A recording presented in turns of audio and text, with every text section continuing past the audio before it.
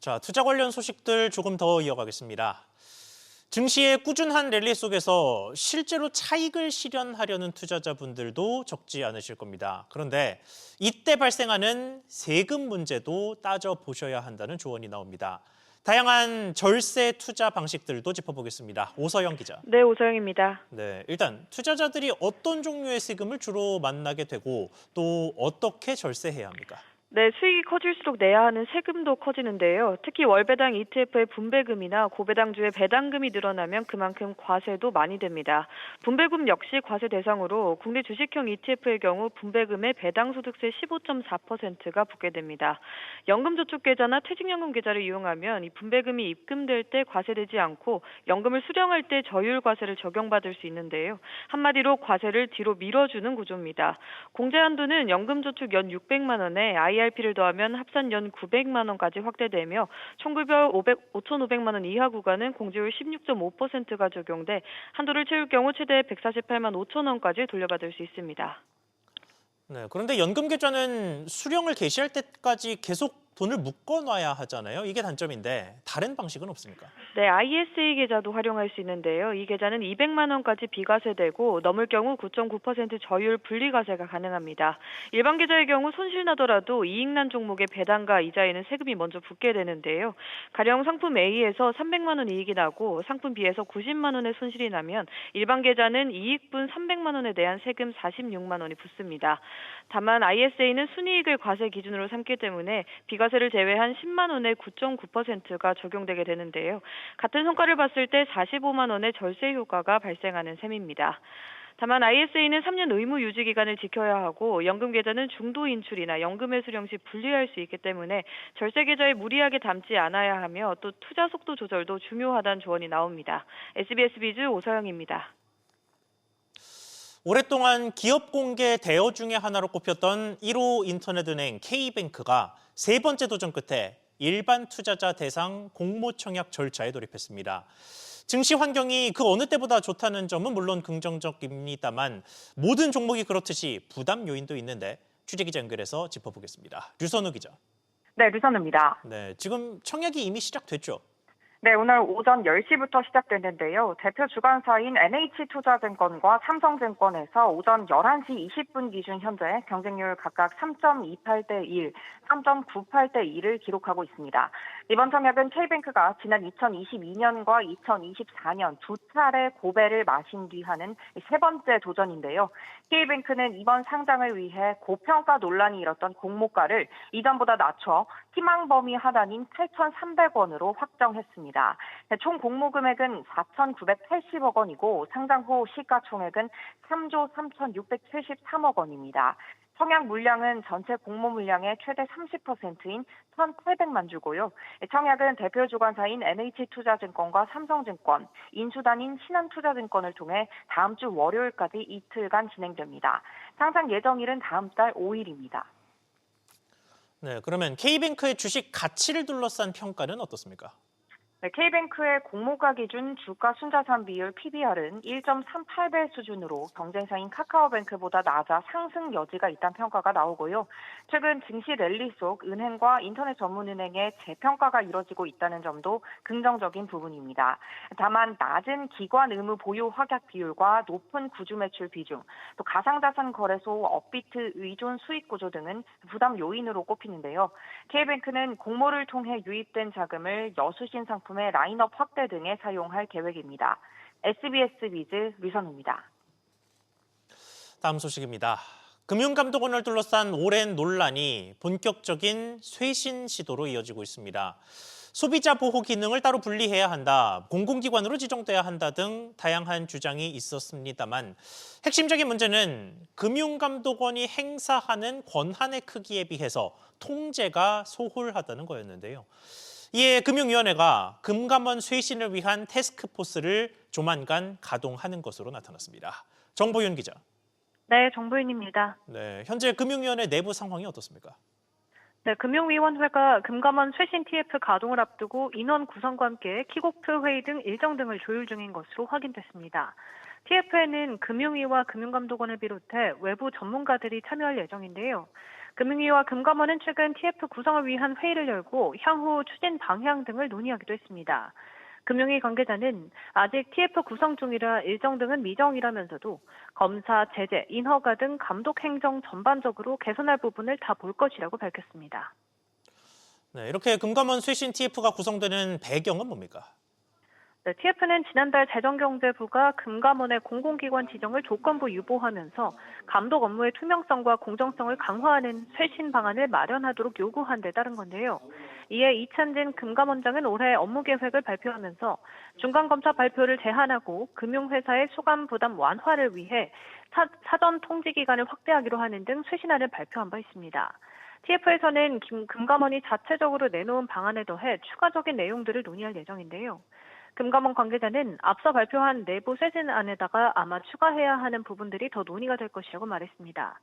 TF는 이르면 2분기 말쯤 금감원 쇄신 방안을 발표할 전망입니다. SBS 비즈 정보인입니다. 기업들의 담합은 특히 요즘에는 생필품을 중심으로 관심을 받고 있습니다만 앞서 보험회사들의 담합도 화제가 된 바 있었습니다. 한국주택토지공사 LH가 발주한 보험 입찰을 담합한 3개의 손해보험사들이 130억 원의 손해를 입혔다는 혐의를 받고 있었는데 이 사건이 결국 대법원까지 가게 됐습니다. 신다미 기자. 네, 신다입니다. 네, 1심과 2심에서는 모두 보험사들이 무죄 판결을 받았던 사안이죠.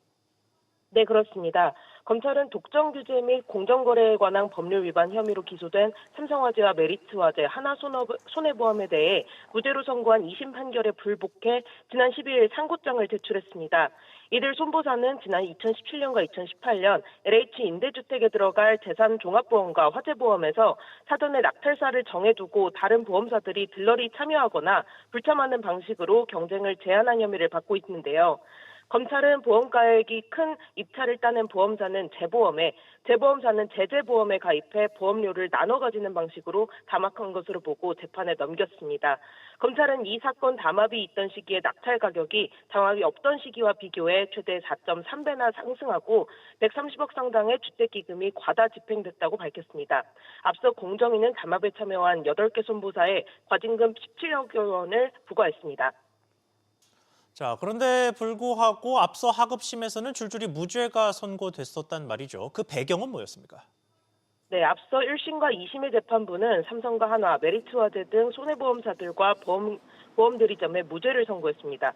보험사 직원들의 문자나 대화 내용만으로는 사전에 낙찰사를 정하는 담합을 공모했다고 보기 어렵다 판단한 건데요. 그러나 검찰이 이 판결에 불복하면서 손보사들의 법적 리스크는 장기화될 전망입니다. 손보사들은 공정위가 부과한 과징금에 대해 지난 2022년부터 행정소송을 진행 중인데요. 대법원에서 최종 판결이 나오는 이번 형사소송의 결과에 따라 행정소송 또한 영향을 받을 것으로 전망됩니다. SBS 비즈 신다입니다. 1년 넘게 공석이던 중소벤처기업부 산하 기관장들의 인선이 최근 속도를 내고 있습니다. 공영 홈쇼핑과 기술보증기금이 잇따라 절차에 들어갔는데요. 앞서 소상공인시장진흥공단 인선을 둘러싸고 낙하산 논란이 불거졌던 만큼 이번에도 전문성 검증이 핵심 쟁점이 될 전망입니다. 이정민 기자. 네, 이정민입니다. 네, 우선 공영 홈쇼핑 수장부터 살펴보겠습니다. 어느 정도나 윤곽이 나왔습니까? 중소기업과 농축수산물 판로를 지원하는 공영 홈쇼핑은 대표이사 자리가 1년 반 가까이 비어 있었습니다. 조성호 전 대표 임기가 2024년 9월 종료된 이후 공석인 상태입니다. 대표이사 최종 후보는 김주학 전 더불어민주당 지역위원장, 이일용 전 홈앤쇼핑 대표, 최재섭 남서울대 교수 등 3명입니다. 업계에서는 농협중앙회 등에서의 조직관리 경험과 정치권 네트워크 등을 고려할 때 김 전 지역위원장이 유력하다는 관측이 나오고 있습니다. 차기 대표는 이르면 다음 달 중순 주주총회를 거쳐 확정될 예정입니다. 네, 그리고 기술보증기금 인선도 진행 중이죠. 네, 기술보증기금 이사장 공모는 지난달 2일 서류 접수를 마쳤습니다. 임원추천위원회 심사를 거쳐 복수 후보가 추천되면 중기부 장관 제청을 통해 대통령이 최종 임명하게 됩니다. 현재는 문재인 정부에서 감사원 사무총장과 대통령 비서실 민정수석을 지낸 김종호 이사장이 임기 만료 이후에도 1년 넘게 직을 유지하고 있습니다. 앞서 또 다른 중기부 산하기관인 소상공인시장진흥공단 이사장 자리에는 인태현 전 대통령 자영업비서관이 임명되며 정치권 인사 논란이 제기된 바 있습니다. 정권 핵심 인사와의 인연이 부각되면서 전문성보다 정치적 배경이 앞선 것 아니냐는 비판이 나왔습니다. 공공기관 수장 인선이 본격화되는 가운데 이번에는 낙하산 논란을 넘을 수 있을지 주목됩니다. SBS 비즈 이정민입니다. 이번에는 군사적 긴장감이 높아지고 있는 중동 지역의 상황 알아보겠습니다. 도널드 트럼프 미국 대통령이 이란의 핵 문제에 대해 최대 보름의 시간을 주며 압박 수위를 더 높였습니다. 전면전 우려가 커지면서 국제 유가는 6개월 만에 최고가를 기록했습니다. 이한승 기자. 네, 이한승입니다. 네, 일단 트럼프 대통령이 구체적으로 뭐라고 말했습니까? 네, 트럼프 대통령은 현지 시간 19일 워싱턴 DC에서 열린 평화위원회 첫 회의 연설을 통해 이란이 합의하지 않으면 나쁜 일이 일어날 것이라고 강조했습니다. 그러면서 이란에 열흘이라는 시한을 제시했는데요. 이후 조지아주로 향하는 전용기에서는 15일이 최대 한도라고 다시 언급하기도 했습니다. 결국 보름 내에 핵 프로그램 폐기를 수용하라고 이란을 압박한 것으로 풀이되는데요. 지난해 6월 미국이 이란의 핵시설을 공습할 때에도 2주라고 한 뒤 그보다 일찍 기습작전을 감행한 적이 있는 만큼 보름이 되기 전에 군사작전을 펼칠 가능성도 완전히 배제할 수는 없어 보입니다. 미국은 2003년 이라크 전쟁 이후 최대 규모의 공군 전력을 이란 인근에 배치하면서 이란을 강하게 압박하고 있고요. 이란은 호르무즈 해협에서 러시아와 연합훈련을 펼치는 등 전시에 준하는 대비태세를 갖추고 있어 군사적 긴장감이 최고조에 달하고 있습니다. 네, 이런 긴장 속에 앞서 뉴욕 증시가 하락했다는 점 짚어봤습니다만 국제 유가도 반응하고 있죠. 네, 현지 시간 19일 런던 선물거래소에서 4월 인도분 브렌트유 선물 종가는 배럴당 71달러 66센트로 전장 대비 1.9% 상승했습니다. 이는 종가 기준으로도 지난해 7월 31일 이후 6개월 만에 최고치입니다. 다음 달 인도분 서부 텍사스산 원유 선물 종가도 전장 대비 1.9% 오르면서 지난해 8월 2일 이후 6개월 만에 가장 높은 수준을 보이는 등 미국과 이란의 전면전 우려가 유가를 끌어올리고 있습니다. SBS 비즈 이한승입니다. 이렇게 중동 정세 불확실성이 커지면서 안전자산인 금과 은 가격도 다시 높아지고 있습니다. 이런 가운데 국내에서는 실버바를 찾는 수요가 꾸준히 이어지는 모습인데 취재기자 연결해서 짚어보겠습니다. 김성훈 기자. 네, 김성훈입니다. 네, 국내 실버바 투자 수요가 어느 정도 됩니까? 네, 한국조폐공사는 지난달부터 온라인을 통한 실버바 판매를 재개했는데요. 수급 상황과 투자 수요에 따라 판매 재개와 일시 중단이 반복되고 있습니다. 설 연휴 직전인 지난 11일에는 1000g 실버바를 개당 727만 6천 원에 판매했는데 하루 만에 품절이 공지됐습니다. 오늘도 오전 9시부터 시세 변동에 따라 개당 681만 원에 1인당 10개 한도로 선착순 판매를 재개했는데요.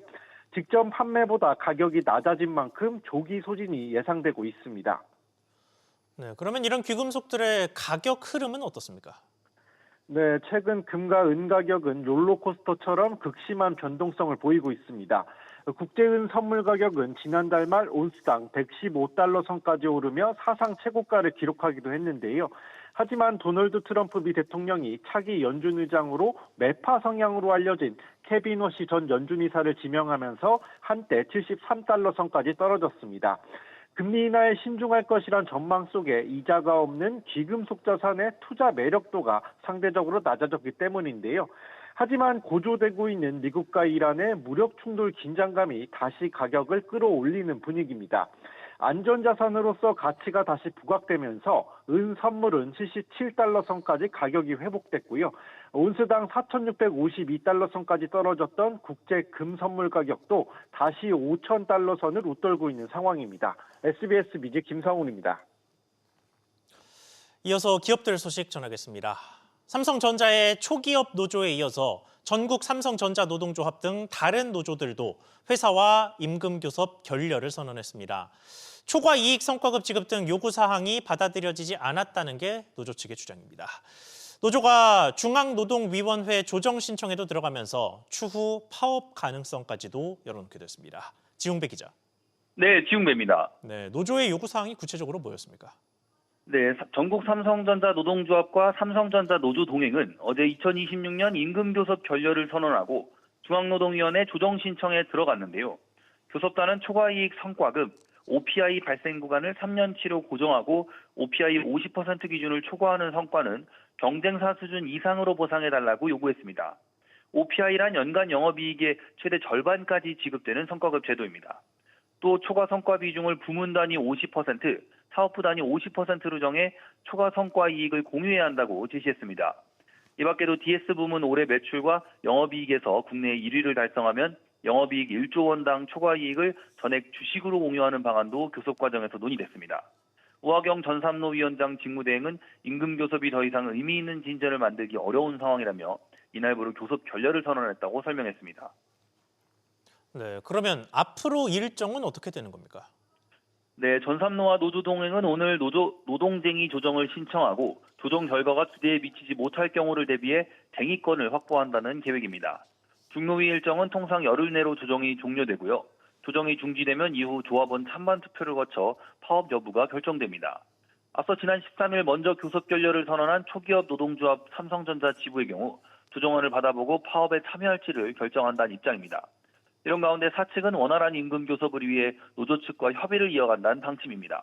SBS 비즈 지훈구입니다. 지난해 이동통신사들의 각종 정보 유출과 관련된 후속 제재는 해를 넘겨서도 현재까지 여전히 진행되고 있습니다.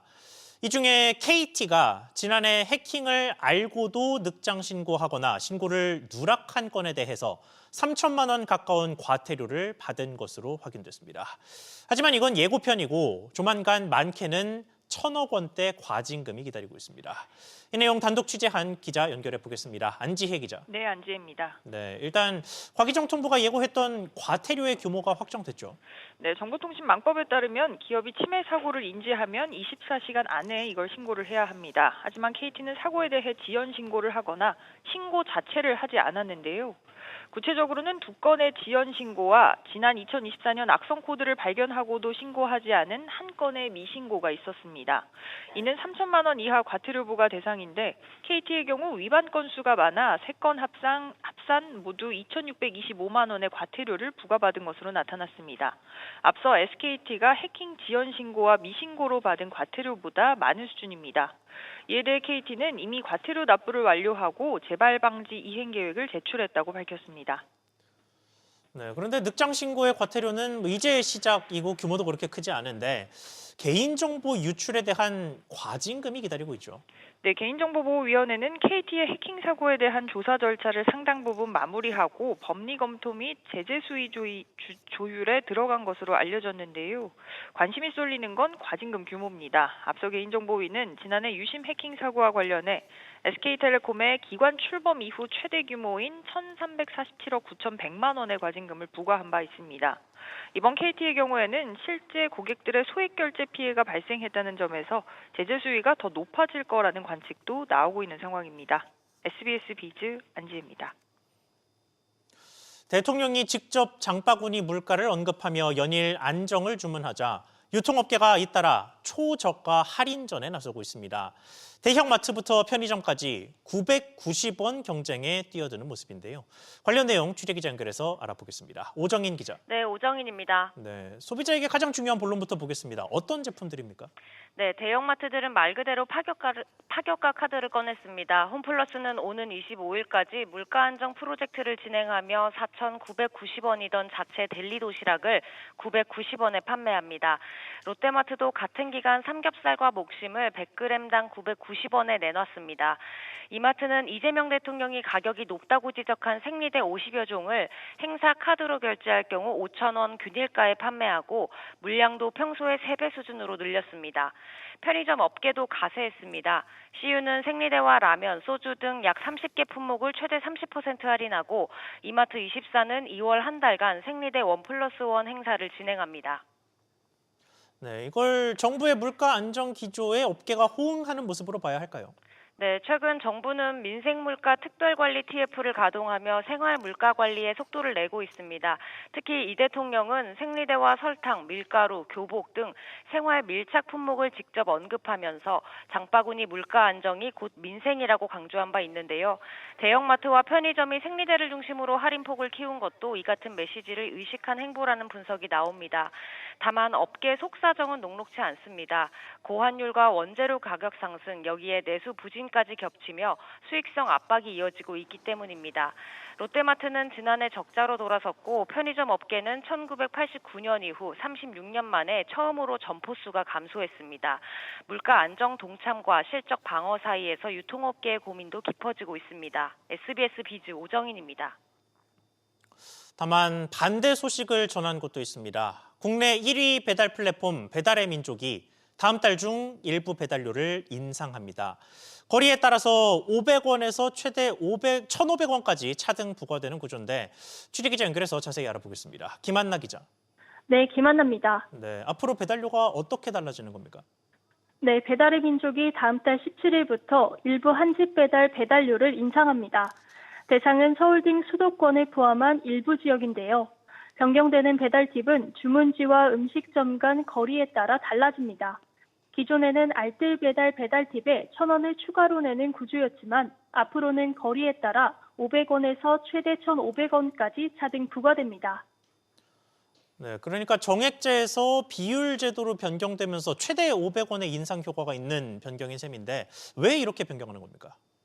배달의 민족은 거리와 무관하게 동일한 금액을 적용하던 방식의 한계를 보완하고 대다수의 근거리 주문 고객에게 기존보다 낮은 배달팁 기회를 확대하기 위한 취지라고 설명했습니다.